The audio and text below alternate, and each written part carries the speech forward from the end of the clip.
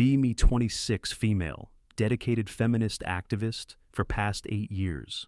Started in college when I joined Women's Studies program and campus feminist organization. Always believed in sisterhood, supporting other women, fighting patriarchal oppression together.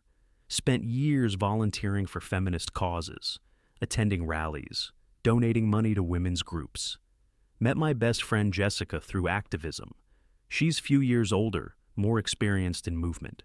Jessica becomes my mentor, teaching me about intersectionality, privilege, and effective activism strategies. She's well connected in feminist circles, knows all the important organizers and thought leaders, introduces me to inner circle of local feminist leadership, makes me feel special and included.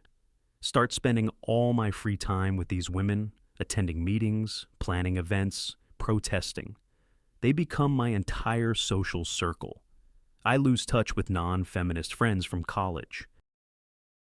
Jessica encourages this, says surrounding yourself with like-minded women is essential for growth.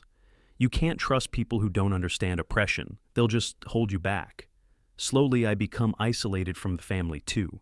They don't understand my political awakening.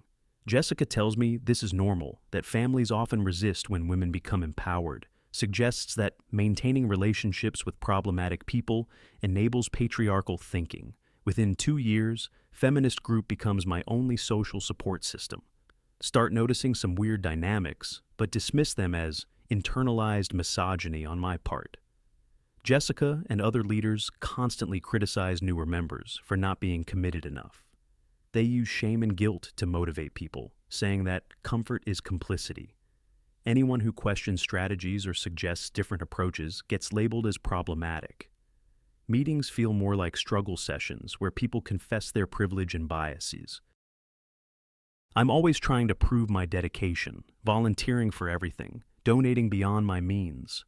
Work part-time job just to afford contributions to various feminist causes and organizations. Jessica praises my commitment, tells me I'm one of the most conscious women she knows. Start feeling proud of sacrificing for the movement, like I'm morally superior to other women. 3rd year in the group, Jessica asks me to help with special fundraising project. Wealthy donor wants to support feminist causes, but needs someone to manage distribution. Jessica trusts me to handle this because of my proven dedication and financial responsibility. Donor gives me access to account with $50,000 for grassroots feminist projects. My job is to research worthy causes and distribute funds according to donors' wishes. Spend weeks researching small feminist organizations that need funding for important work. Submit detailed proposals to Jessica for approval before sending money to these groups. She reviews everything carefully, says she wants to make sure funds go to most effective causes. After a few months, donor asks for a report on how money was distributed and impact achieved. Sit down to compile report. Start cross-referencing my records with actual organizations. Discover that several groups I supposedly funded have no record of receiving donations. Call these organizations directly. They confirm they never received any money from us. Initially assume there's been some administrative error, maybe payments got delayed.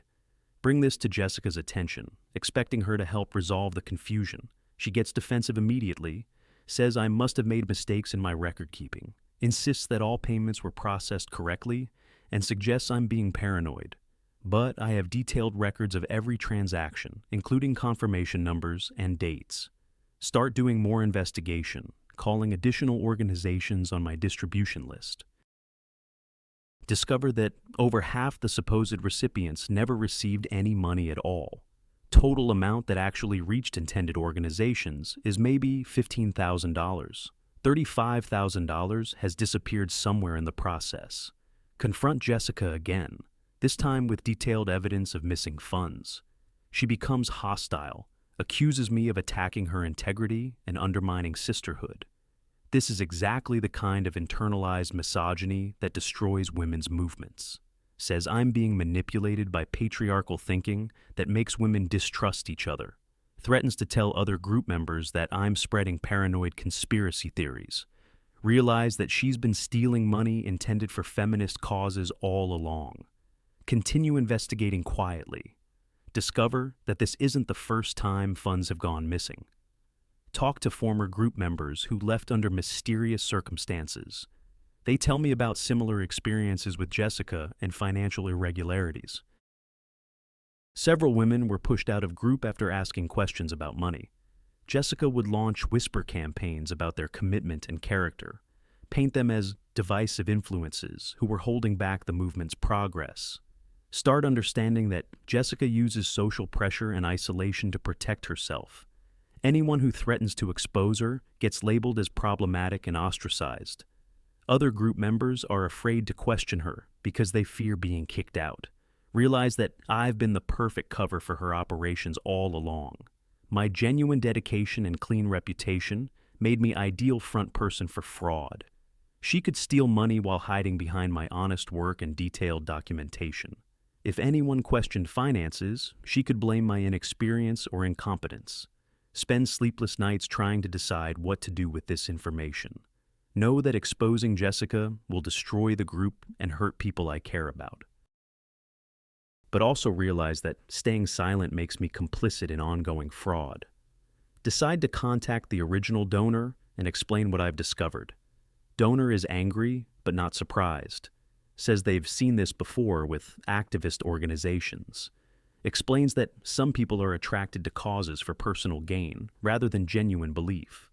Agree to cooperate with investigation and provide all documentation I have. Jessica finds out about my contact with donor, launches immediate campaign against me, tells group members that I've been secretly working with patriarchal forces to destroy movement, claims I was planted by anti-feminist organizations to undermine women's solidarity. Group members I considered friends immediately turn against me without hearing my side. They're so well trained to reject outside criticism that they can't see internal corruption. Jessica frames the investigation as attack on feminism itself rather than accountability. I get expelled from group for betraying sisterhood and collaborating with oppressors. Lose my entire social circle overnight. Suddenly have no friends or community support. Spend months dealing with legal investigation while being completely isolated. Slowly start rebuilding life outside feminist activism, reconnecting with old friends. They're surprisingly understanding and supportive, not judgmental like Jessica predicted. Start therapy to process what happened and understand how I got manipulated. Therapist helps me see patterns of abuse and control that I missed while it was happening. Jessica used classic cult tactics: isolation, dependency, shame, us versus them thinking. Made me financially and emotionally dependent on group while cutting off outside relationships. Use my genuine beliefs against me to prevent questioning of leadership. Realize that many other group members are trapped in same dynamic I was. They can't see manipulation because they're isolated from outside perspectives. Jessica continues running groups and scamming donors, protected by loyal followers. Investigation concludes with Jessica getting probation and having to pay restitution. But she spins this as persecution by patriarchal legal system, maintains victim status.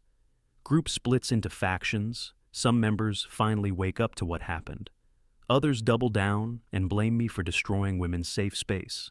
Takes 2 years to fully process how thoroughly I was manipulated and used, not just by Jessica, but by entire toxic culture within movement. Start understanding that predators often hide in social justice organizations. They use moral language and good causes to cover self-serving behavior. People are afraid to question leaders because criticism gets labeled as bigotry. Now, work in completely different field. Stay away from activist organizations. Maintain feminist beliefs, but learn to be skeptical of anyone claiming moral authority.